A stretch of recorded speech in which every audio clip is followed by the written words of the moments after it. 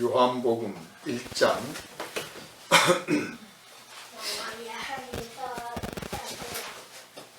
19절에서부터 34절까지입니다.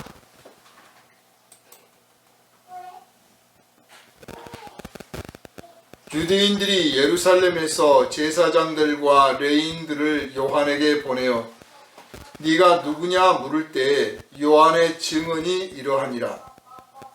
요한이 드러내어 말하고 숨기지 아니하니 드러내어 하는 말이 나는 그리스도가 아니라 한데, 또 묻되 그러면 누구냐? 네가 엘리야냐?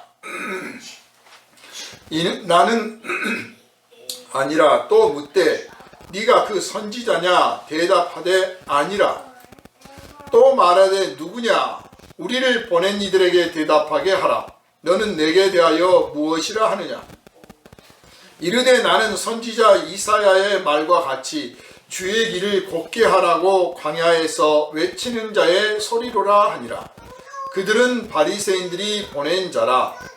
또 물어 이르되 네가 만일 그리스도도 아니요 엘리야도 아니요 그 선지자도 아닐진데 어찌하여 세례를 베푸느냐?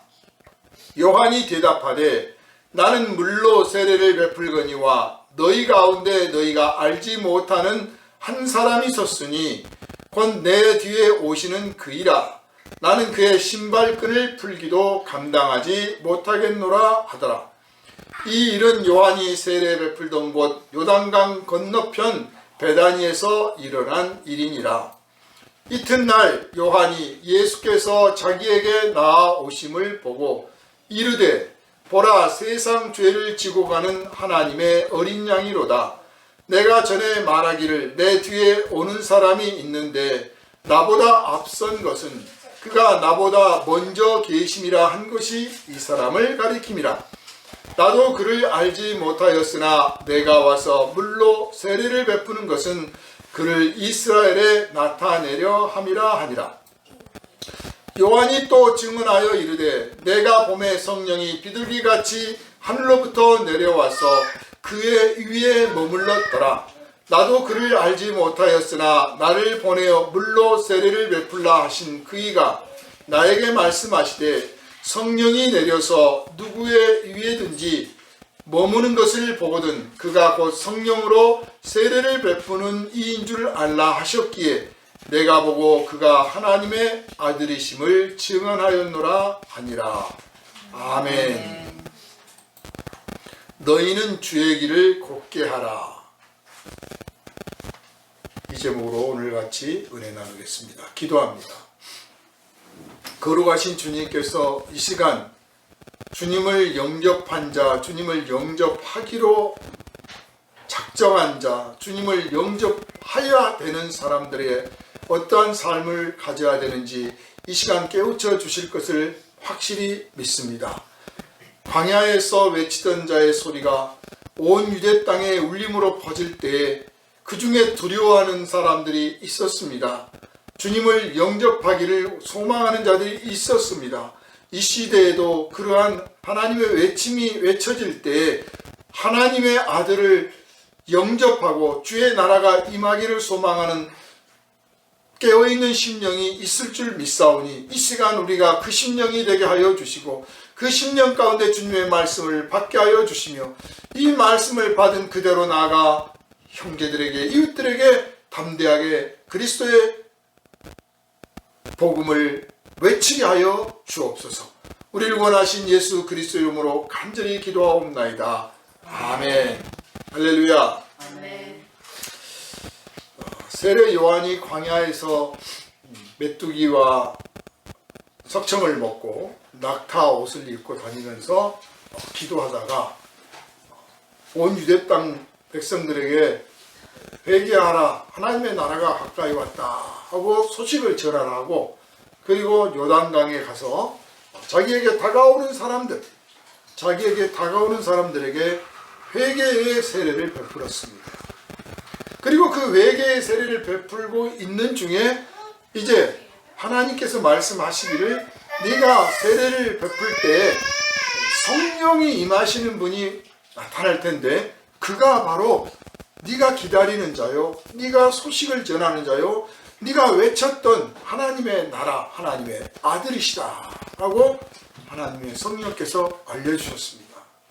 그래서 언제 그분이 나타나나 하고 기다리고 있었는데 예수께서 자기를 향해서 오시는데, 사실 예수님은 세례자 요한하고 남남이 아니에요. 사촌간입니다. 그러니까 당연히 알 수 있죠. 그 전부터 이야기를 들었고 어떤 사람인 줄 안단 말이에요. 적어도 몇 번쯤은 봤던 사이란 말이에요. 그런데 그냥 익히 아는 그 사람이 아니라 성령이 비둘기처럼 임하시는 사람이기 때문에 내가 여태 몰라봤구나. 그래서 이제 담대하게 외칩니다. 바로 이 사람이다. 자, 이렇게 해서 예수께서 이제 등장을 하십니다.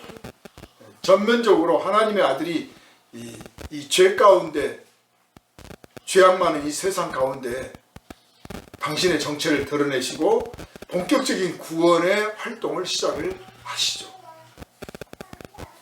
자, 본격적인 구원의 활동으로서 예수께서 와서 병자를 고쳐주시고 하나님 나라의 복음을 선포하여 주시고 죄인을 용서하여 주시고 그리고 하늘의 지혜를 주시고 능력을 주시고 또 제자들에게 권세를 주시고, 그렇게 해서 정말 초자연적인, 초인적인, 초월하는 힘과 능력과 지혜를 제자들이 맛보고 누리고 그 신비한 영광을 목격하고 누리고, 그래서 기쁘고 감사가 넘쳐나고 서로 형제가 되고 서로 자매가 되고 너나 할 것 없이 그리스도 안에서, 그리스도 앞에서 그리스도의 제자로서 정말 뜨거운 감동을 맛보면서 하나님의 나라를 조금씩 맛보게 되었습니다.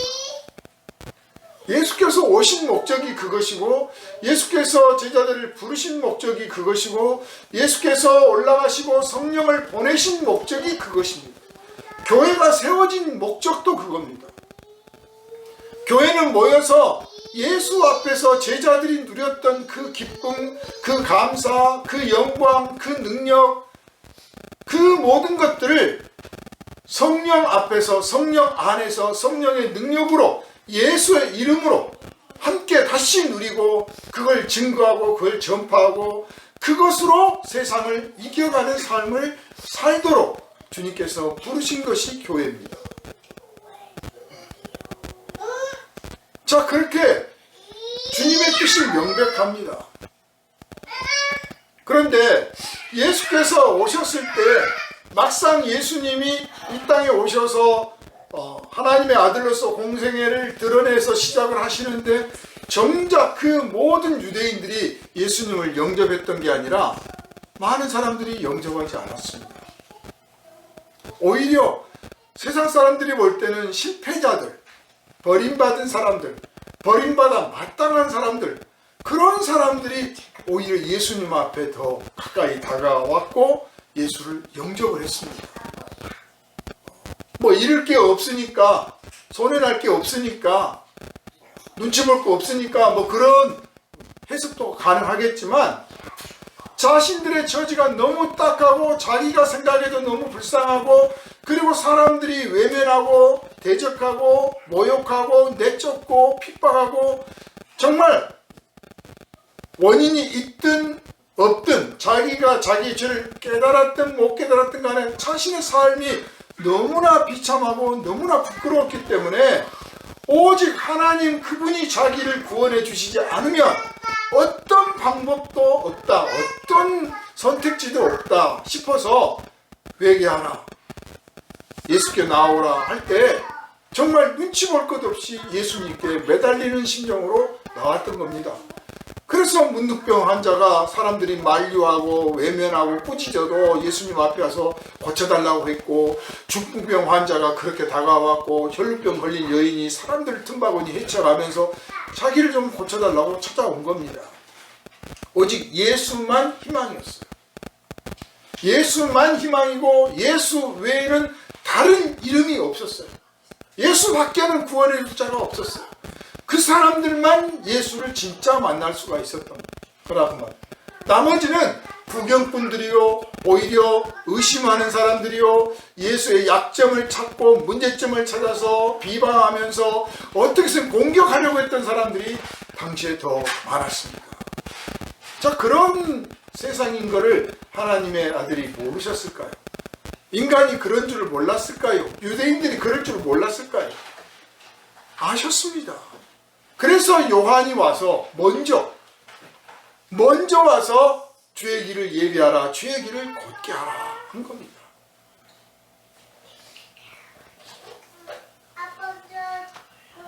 세례 요한이 금욕적인 생활을 하면서 회개하라, 천국이 가까웠다, 이 독사의 자식들아 외칠 때 그 소리를 들었던 사람들의 심정은 어땠을까요? 알다시피 광야에 외치는 자의 소리다, 또 먼저 주의 길을 예비하는 자의 소리다, 이 뜻은 예전에 같으면 임금님 행차할 때 그 앞에서 나팔을 불면서 왕의 행차라는 사실을 알리잖아요. 왕의 영광과 이음을 드러내기도 하지만 또 그 앞에 있는 모든 백성들, 모든 사람들이 왕을 맞이할 준비를 하라는 뜻이죠. 그래서 나팔을 부는 거예요. 왕 아니고 저기 대감들, 높은 사람들은 쉬 물러거라 그런 정도죠. 그냥 예의를 표해라, 좀 비켜줘라 이런 뜻이에요. 그러나 왕은 나팔을 붑니다. 그리고 전쟁에 나가서 개선장군, 전쟁 나가서 이기면 그 장군 행렬 앞에 나팔을 불어줍니다. 정말 왕처럼 대접해 주는 거죠. 아무나 그러는 게 아니에요. 아무나. 이 나팔을 쫙 불면 여기에 좋은 일이 있구나. 비극적인 일에 나팔을 부는 게 아니잖아요. 왕이 행차한다 그 말은 곧 여기가 뭔가 좋은 일이 생긴다는 뜻이에요. 장군의 나팔 소리가 들린다, 전쟁이 이겼다는 뜻입니다. 광야에 외치는 자의 소리는 사실 희망의 소리입니다. 우리는 예수님의 재림, 예수님의 나라, 예수께서 오신다 이런 말을 들으면 다들 어떤 느낌을 받냐면 이제 망하게 됐구만, 이제 싹쓸이구만, 이제 심판이구만, 그런 종말적이고 비극적인 생각을 합니다. 그러나 성경에서 말씀하시는 종말이라는 것은 그게 아니에요. 진짜 완전한 희망의 완성이에요.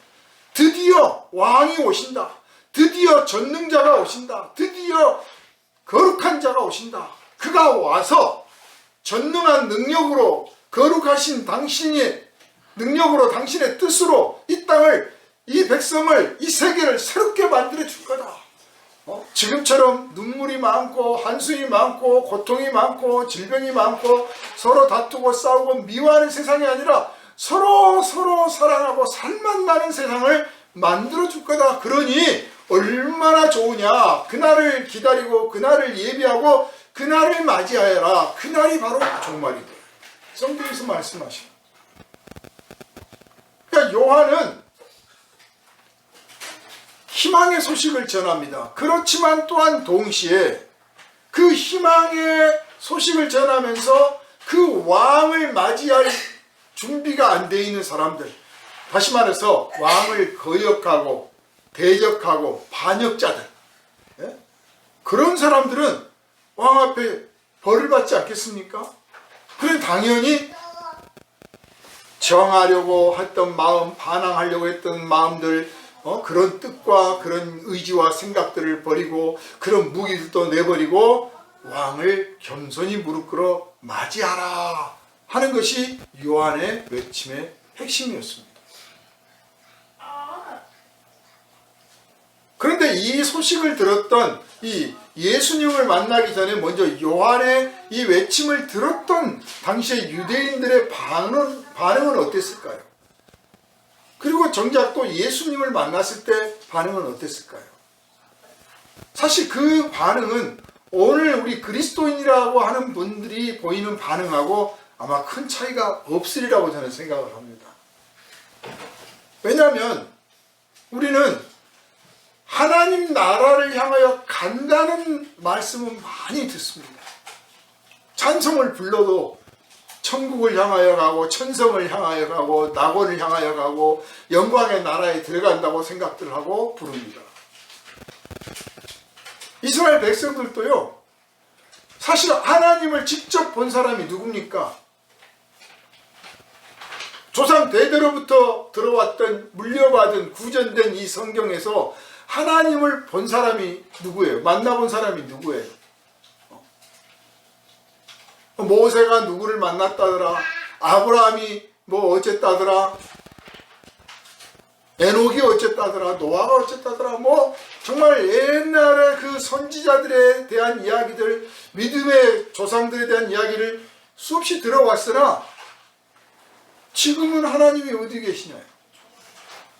그 후로 선지자들, 예언자들을 세우셔서 가끔씩 하나님의 말씀을 전하는 것을 듣기는 들었습니다. 그런데 이 유대 백성들이 지금도 그렇고 옛날에도 그렇고 전혀 안 달라진 게 뭐냐?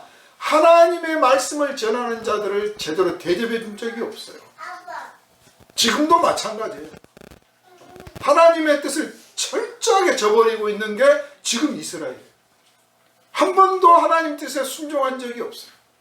그리고 그것을 지적하고 외치고 회개하라고 촉구하면 그 선지자들을 때리고 모욕하고 잡아 죽였지요. 대접해 준 사람은 없습니다. 물론 아예 조상이니까 아브라함이나 이런 분들은 타치하지 못했고 다윗은 왕이 됐어요. 다윗도 왕이 되기 전에 얼마나 핍박을 당했습니까?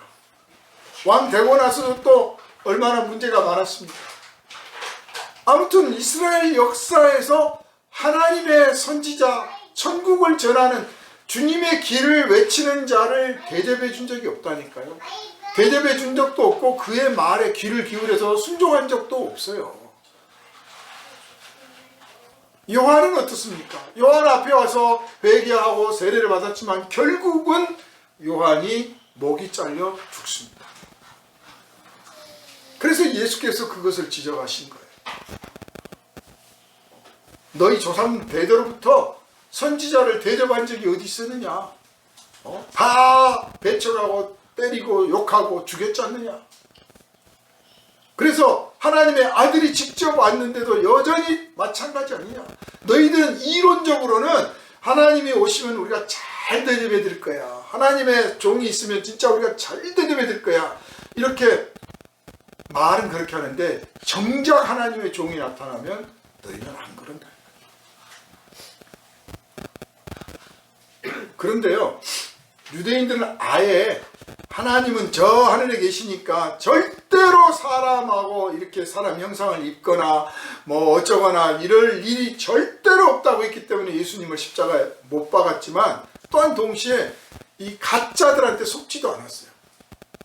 그런데 유대인 말고 우리나라만 해도 2단, 3단 가짜 예수가 얼마나 많습니까?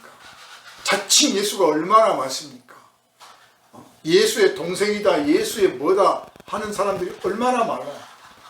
또 뭐 그렇게까지 과장되기는 않더라도 내가 바로 진짜 뭐라고 자기를 은근히 어기고 가시하면서 자기 외에는 구원이 없는 것처럼 외치는 가짜 종들도 얼마나 많습니까?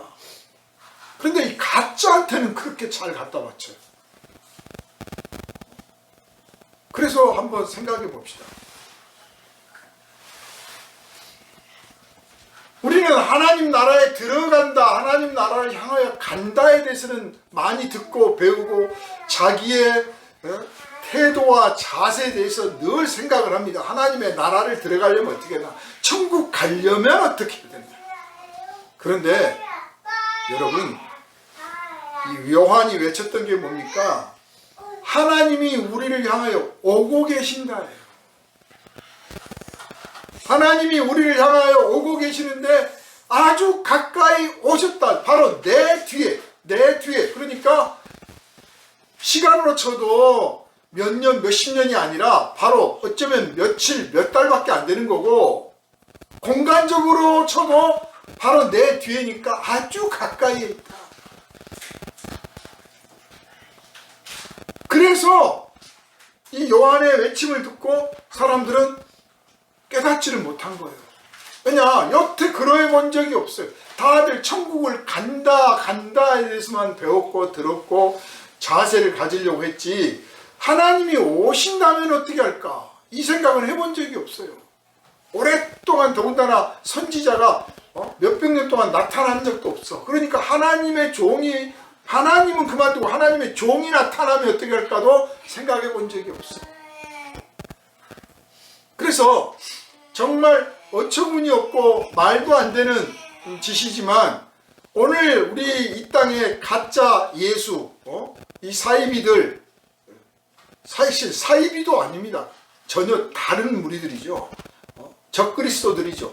이 사람들을 우리가 생각할 때 저 교회, 가짜 교회 다니고 저 종교 집단에 속한 사람들은, 아니 저 사람이 하나님이다, 자칭 하나님이다, 자칭 예수다 하는데 뻔하게 누가 봐도 사람이고 나와 똑같은데 거기 갔다가 막 돈을, 재산을, 전 재산을 갖다 바치고 뭐 황금 덩어리로 만들어서 무슨 뭐 모자를 만들어서 씌우고 뭐 가마를 만들어 가지고 황금을 입혀 가지고 거기다 태워 다니고, 어쩌면 저렇게 바보 같고 어리석을까 그렇잖아요. 그런데 그 사람들, 이 가짜들이 주장하는 게 뭐냐? 하나님이 오신다를 주장을 합니다. 그러니까 사이비 2단에 가야 반쪽을 들어, 반쪽을. 하나님을 향해서 우리가 가기도 하지만 하나님이 우리를 향해서 오신다는 말씀을 가짜 교회 사이비 2단에 가야 듣는다 그 말이에요. 그래서 그 사람들은 이 가짜를 진짜인 줄 알고 온갖 정성을 다해서 지극정성으로 떠받들고 모시고 거기 가서 절을 하고 천지상 갖다 바치는 거예요. 거기가 진짜인 줄 알고. 그들의 그 대상은 잘못됐고 그들의 하는 방법이 참 어리석기 짝이 없지만, 하나님을 맞이하려고 하는 그 태도, 그 자세, 이 점은 우리가 배워야 됩니다. 그래서 예수께서 너희가 바리새인들의 그 가르침은 따르지 말고 그들의 태도는 배워라 그러셨어요. 지금은 우리가 그리스도인이 됐기 때문에 조상에게 제사를 지내고 뭐 이렇게 하는 걸 다 잊어먹었고 볼 일도 없잖아요. 그런데 저 어렸을 때를 생각해 보면, 조상님께 제사를 지내는데 마치 그 조상이 오는 것처럼 생각을 하고 맞이할 준비를 하더라고요. 그래서 제삿날 되기 며칠 전부터 벌써 음식 장만에 마당 쓸어 저기서부터 쓸어와요. 동네 끝에서부터 쓸어오고 집 다 청소하고 그릇 다 닦고 아무튼 막 열심히 합니다. 왜 그러세요? 그분이 오셨을 때, 조상님 오셨을 때 이 누추한 꼴 보이면 되겠냐. 그 귀신인데. 귀신이라도 그 귀신을 맞이하는 준비, 그 태도를 딱 보면, 야, 이거 좀 배워야겠네 싶다 그 말이에요. 오늘 우리가 그리스도인으로서 하나님 앞에 나오려고 할 때 어떤 태도를 가지고 나옵니까? 어떤 준비를 합니까? 하나님 하늘에 계시는데 그냥 우리끼리 모여서 찬송 부르고 기도하는 건데 뭐 어때? 복장이 어때? 너무 소홀한 거예요. 깨어있는 그리스도인이라면 사실 매일매일을, 만약 오늘 우리 주님이 오신다면 우리 집에, 내 일터에 오신다면요, 오시리라. 정말 그렇게 생각한다면 모든 면에 있어서 준비를 소홀히 하지 않을 것입니다. 요한의 외침의 핵심은 이겁니다. 하나님이 우리를 향하여 오고 계신다. 모든 그리스도인들은 이 부분에 대해서 깊은 깨달음이 있어야 돼요. 이건 제가 지어낸 말이 아니고 요한이 외쳤던 말이고, 사실 성경을 보십시오. 성경을 보시면 어떤 사람이 하늘로 먼저 올라갔습니까? 어떤 사람이 먼저 하나님을 찾았습니까? 어떤 사람이 막 불 빌고 지성을 들었더니 하나님이 내려왔습니까? 그런 적 없습니다. 항상 하나님이 먼저 찾아오셨고 먼저 말씀하셨고, 먼저 부르셨고, 먼저 당신의 뜻을 나타내셨고, 먼저 당신의 은혜를 베풀었어요. 항상 하나님이 먼저 하셨어요. 그건 뭐냐? 하나님은 끊임없이 우리를 향하여 오고 계시고, 끊임없이 우리를 향하여 은혜를 베풀고 계시고, 끊임없이 우리들의 삶에 개입하고 계시고 계신다. 우리가 그거를 소홀히 하고 그걸 잊어먹고 있는 거예요. 하나님이 우리를 향하여 오고 계신다. 그래서 예전에 뭐 유명한 분이 책을 쓰셔가지고 베스트셀러가 되었던 책이 있어요. 예수님이라면 어떻게 하실까? 예수께서 오신다면 어떻게 할까? 뭐 등등 이런 제목들의 책들이 한동안 유행했죠. 요즘은 아예 나오지도 않는 것 같아요. 뭐 영화도 있어요. 예수님 신이 뭐 거지로 변장을 해가지고 교회를 찾았다는 동. 그리고 실제로 그걸 흉내낸 목사님이 있어요. 실제로 당신이 부임할 교회에 노숙자 모습을 하고 가서 부임을 찾아갔습니다. 그랬더니 미국에서 있었던 일에 사람들이 들어오지 말라고 그래. 우리 나 예배 꼭 해야겠는데 안 된다고 나가라고. 그래서 못 들어갔다는 거예요. 뭐 이럴 수가 있냐고 막 짜증을 내가면서 나도 들어가겠다고 막 금성금 들어가니까 사람들이 우 나와가지고 말리려고 하는데 단에 탁 올라가가지고 내가 바로 오늘 부임하기로 한 아무개 목사입니다. 좌중이 아주 다 놀랬죠. 자기가 한번 직접 해본 거야. 여러분, 만약에 예수님이 오신다면 우리는 어떻게 영접할까요? 예수님이 오신다면 뭐 아주 좋은 양복에 좋은 차를 타고 오셔가지고 벌써 수행원도 다 그늘이고 오시면서 점잖은 목소리로 여러분 내가 바로 예수입니다. 그러실 것 같습니까? 안 그러십니다. 요한이 회개하라 하나님 나라가 가까웠다 나는 그분의 신발끈 고쳐매는 일도 감히 못한다 하니까 다들 그분이 오면 뭐 벌써 거창하게 오리라고 했는데 나사렛 저 시골뜨기 얼굴 시커매가지고 잘생긴 것도 없는 옷차림도 남루한 사람이 랍비가 턱 와가지고 여러분 회개하십시오 그러니까 누가 그분을 하나님의 아들로 알아봤겠어요? 아무도 알아보지 못했습니다. 그래서 요한은 외칩니다. 주님이 아주 가까이 다가오셨다. 그러므로 자 그분이 오신다고 한다면 우리가 귀한 손님 맞이할 때 집안 청소하고 아주 깨끗하게 하잖아요. 예전에 저 군 생활할 때 저 평택에서 근무하는데 마침 그때 그 삽교천에 박정희 대통령이 죽기 직전에 마지막 방문을 했어요. 삽교천 공사가 끝나가지고. 그랬더니 그 일대 도로를 전부 아스팔트로 포장을 하더라고요. 대통령 온다.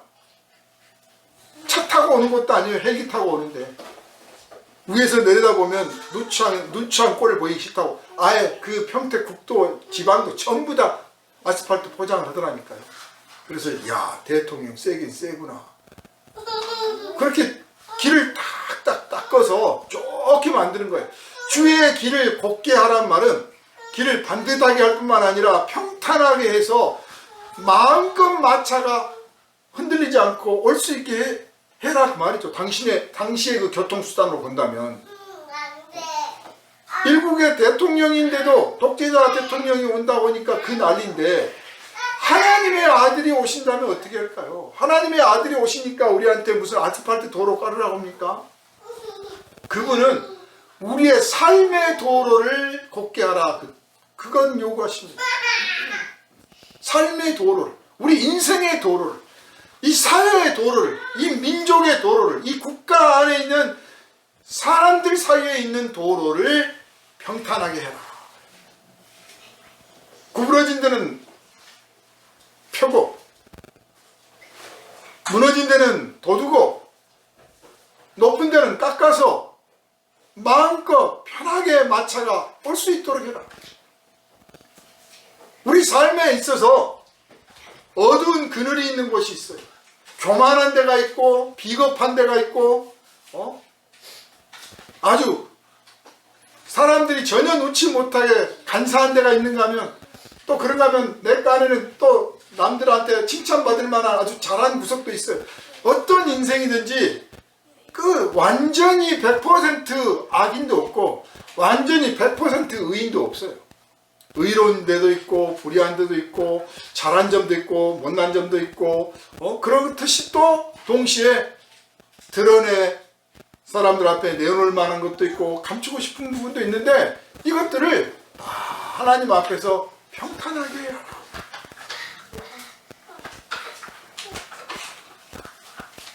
그 길을 평탄하게 하지 않고서 왕을 맞이하려고 하는 것은 곧 왕을 모욕하는 것이고 왕으로 인정하지 않는다는 거예요.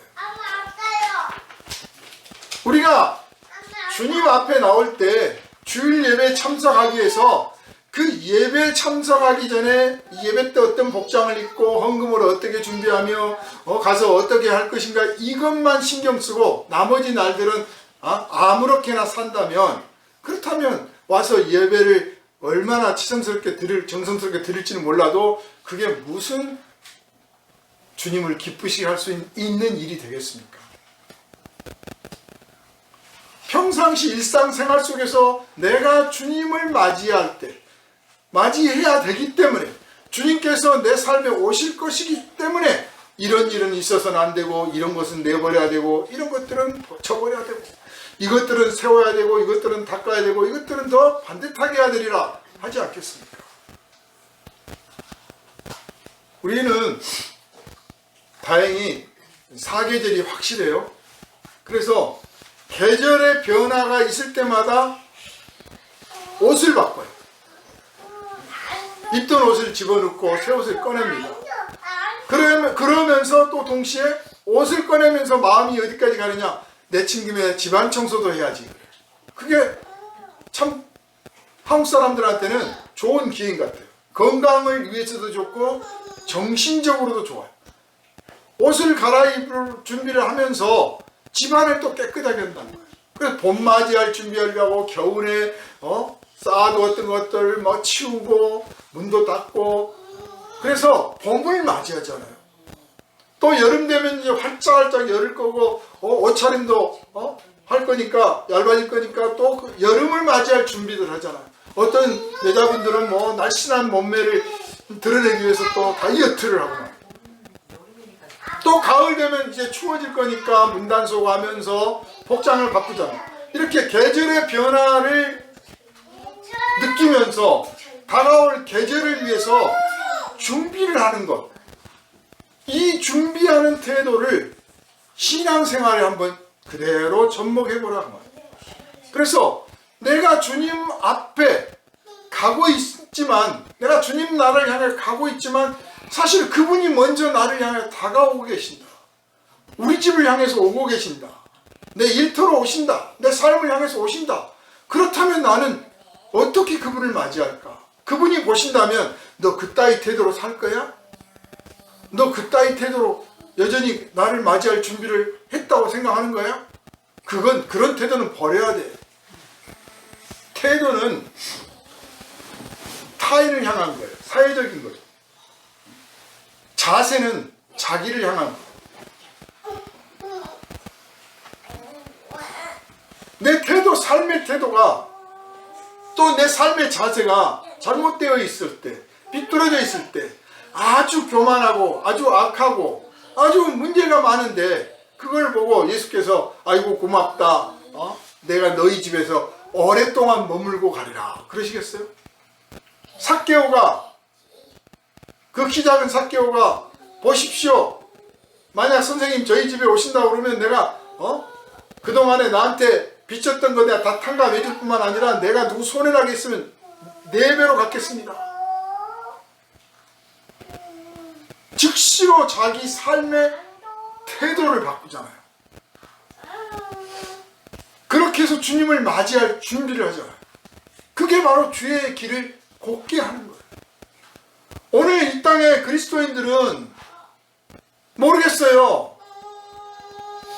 정말 예배하는 데는 성공적인 예배를 위해서 많이들 노력들을 하는 것 같아요. 교회들도 목회자들도 예배 그 자체 그 형식들 퍼포먼스를 위해서는 뭐 찬양에 조명에 시설 뭐 악기들 다양한 연구들을 하고 준비들을 하는 것 같아요. 그래서 예수께서 성령께서 오셔서 우리가 주님께 바치는 이 경배와 찬양을 기쁘게 받아주시기를 소망하고 예배의 성공을 위해서 정말 힘을 다하는 것 같아요. 지혜를 다하는 것 같아요. 그리고 그렇게 예배하고 나면 후련하고 내가 한 주간 힘을 얻었다. 다들 그렇게 말씀들을 하세요. 그런데 정작 예수께서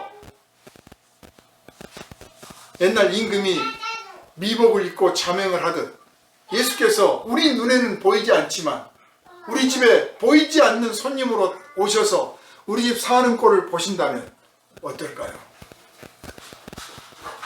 손님을 맞이할 때 정말 귀한 손님일수록 집안을 치우고 음식을 준비하고 모든 것들을 질서를 잡습니다. 그런데 아무리 그렇게 해놔도 서로 미워하고 싸우고 윽박지르고 왕따시키고 분위기가 살벌하면 어떤 손님이 와가지고 내가 대접 잘 받았다 그러겠습니까? 그거는 그 손님을 모욕하는 거예요.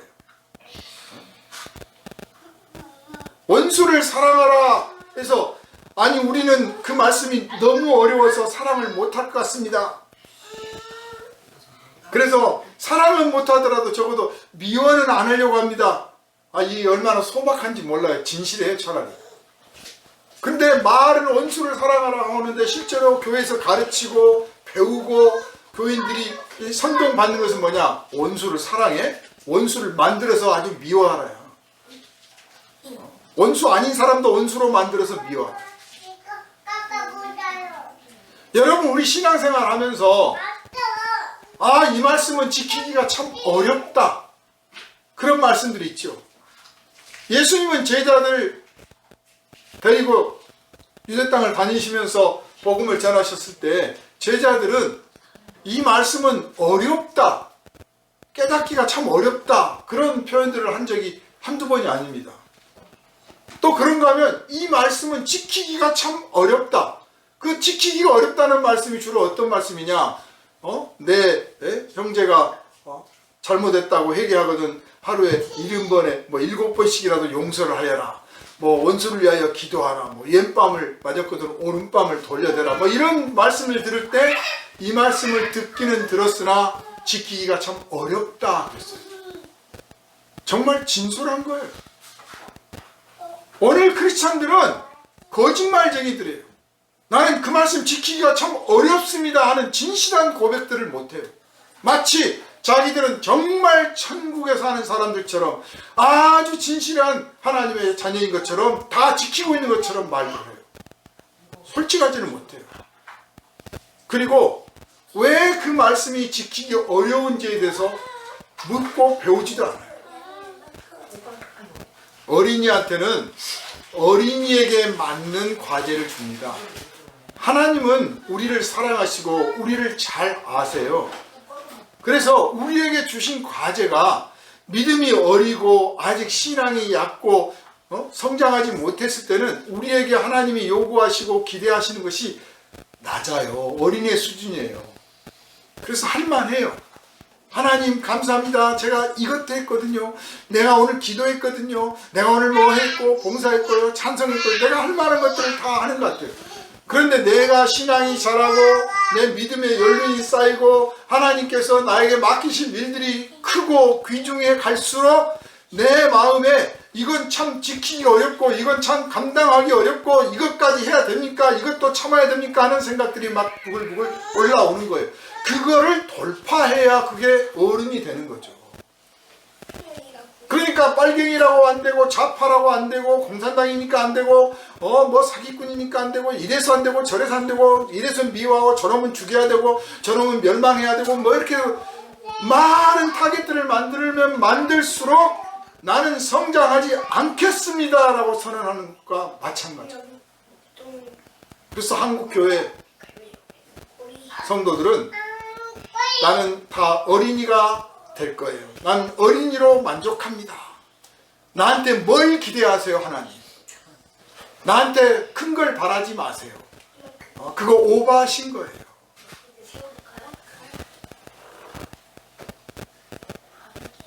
어리기 때문에 하나님이 오시는 것을 몰라봐.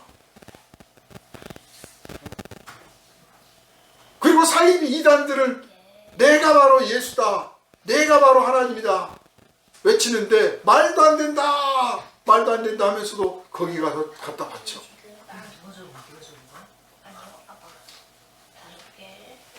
뭔가 지금 우리가 그리스도인으로서, 하나님의 백성으로서, 예수의 제자로서 갖춰야 될 삶의 이 자세와 태도에 있어서 분명한 허점이 있다, 이겁니다. 어디서부터 어떻게 이 자세가 비뚤어졌는지, 어디서 이런 교만하고 게으르고 불순종한 태도를 배웠는지 깨달을 수도 없을 만큼 아주 옛날부터, 아주 어린 시절부터 주님을 맞이할 준비가 전혀 안 되어 있는 그런 모습으로 우리가 성장 아닌 성장을 했다.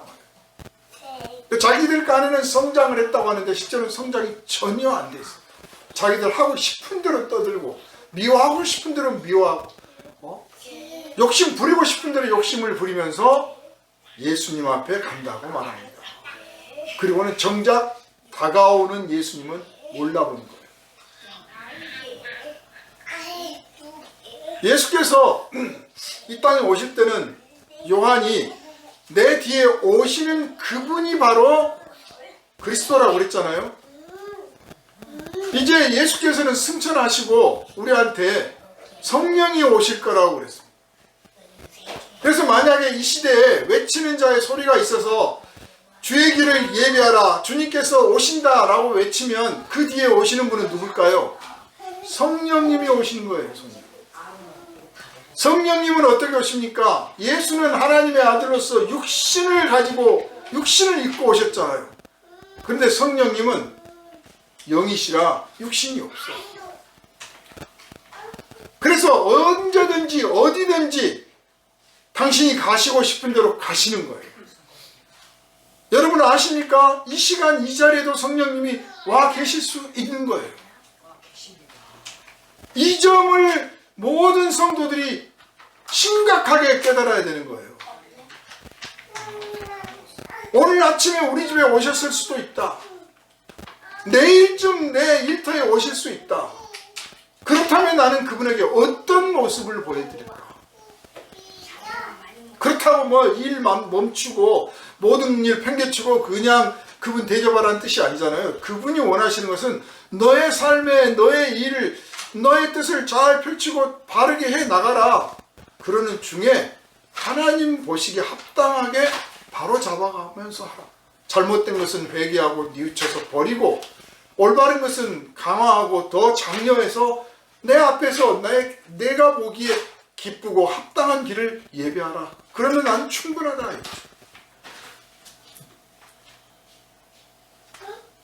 그래서 뭐 특별히 성령님 모시기, 성령 대망 시간, 성령님 어서 오십시오라고 특별한 시간을 맞이하지 않더라도 우리 모든 성도들이 예배가 시작되기 전에 성령께서 이 자리에 와 계시고, 그분이 오시기 전에 우리가 어떻게 예배해서 어떻게 대접할 것인가 마음과 뜻을 정해야 되며, 우리의 말과 행동들을 바르게 해서 그분 앞에서 예배할 때, 찬양할 때, 기도할 때 그분 보시기에 참 잘했다, 참 좋다, 내 마음이 기쁘다라고 하실 수 있도록 해드려야겠다라고 하는 자각들이 있어야겠다는 겁니다.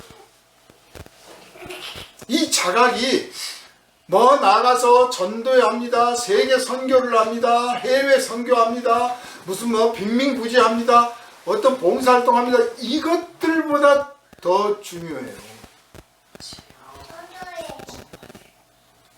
그게 안 돼 있으면 나가서 무엇을 하더라도 주님을 온전히 기쁘시게 해드릴 수가 없어요. 마르다와 마리아를 보십시오.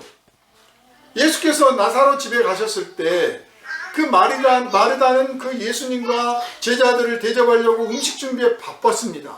그런데 마리아는 예수님 발밑에 앉아가지고 예수님 성경 가르쳐 주신 말씀 가만히 듣고 배우는 거예요. 대접하면 대접한 대로, 듣고 배우면 배운 대로 주님을 섬기고 주님을 사랑하는 방식들이 다 다를 수 있어요. 주님을 영접하는 방식이 다를 수 있다는 말이에요. 주님 보시기에 칭찬받을 만한 봉사활동, 구제활동, 전도활동 좋아요. 필요하죠. 그렇지만 내가 주님을 모시기에 합당한 마음과 뜻이 되어 있나? 내 삶의 태도가 바른가? 내 생각은 어떠한가? 이것들을 돌아보고 이거를 바르게 하려고 주님 앞에 겸손히 무릎 꿇는 그것 또한 주님을 영접하는데 꼭 필요한 것이다. 예배 성공만 하면 된다는 식의 가르침이 너무 오랫동안 지속되다 보니까 퍼포먼스 중심이 되어버렸습니다. 그래서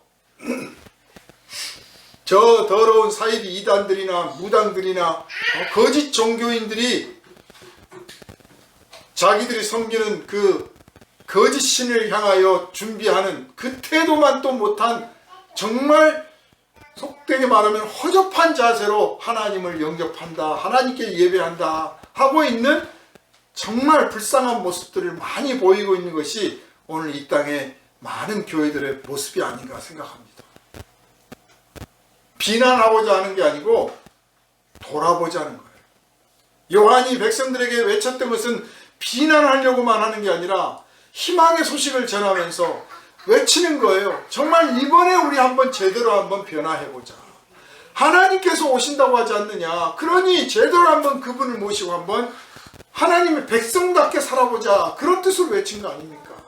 그리고 그 뜻을 거부하고 반역하고 주님을 예배할 생각이 전혀 없는 반역자 같은 생각을 하는 사람들에게 이 독사의 자식들아 하고 꾸짖었던 거 아닙니까? 사랑하는 여러분, 주님이 우리를 향하여 오십니다. 오고 계십니다. 이미 오셨습니다. 그분을 어떻게 대접해 드릴 것인지 여러분 각자의 몫입니다. 여러분 각자가 알고 계십니다. 성령께서 알고 계시도록 여러분을 인도해 주셨습니다. 그러므로 성령님의 감화와 감동을 통해서 내 삶에 주님 기뻐하시는 모습으로 온전히 그분을 영접해 드려야겠다 하는 다짐이 확실히 있기를 주님의 이름으로 축원합니다. 구합니다. 너희는 주의 길을 곱게 하라 하신 주님, 이 시대를 향하여 하신 말씀인 것을 우리가 깨닫습니다. 우리는 주님이 우리를 향하여 오고 계신다는 사실을 너무나 까맣게 잊고 있었습니다. 우리가 천국을 향하여 간다는 것에 대해서는 생각들을 많이 하고 천국 가면 어떻게 할 것인가, 천국 가려면 어떻게 할 것인가 하는 고민했지만 주님이 우리에게 아주 가까이 다가오고 계시며 내일도 오실 것이요 오늘 이미 와 계신다는 사실에 대해서는 너무나 소홀히 했습니다.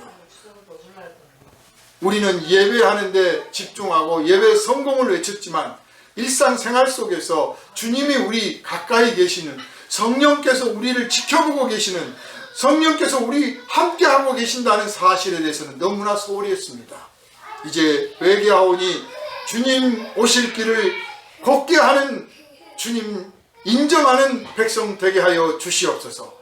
주님의 길을 예비하게 하여 주옵소서. 주님을 영접하기에 합당한 주님의 제자된 모습 보이게 하여 주옵소서. 그동안 교만하고 어리석고 게을렀던 자세와 태도를 이 시간 다 회개하여 내버리고 오직 주님 보시기에 합당한 변화된 모습으로 일어서게 하여 주옵소서. 우리를 구원하신 예수 그리스도 이름으로 간절히 기도하옵나이다. 아멘. 할렐루야.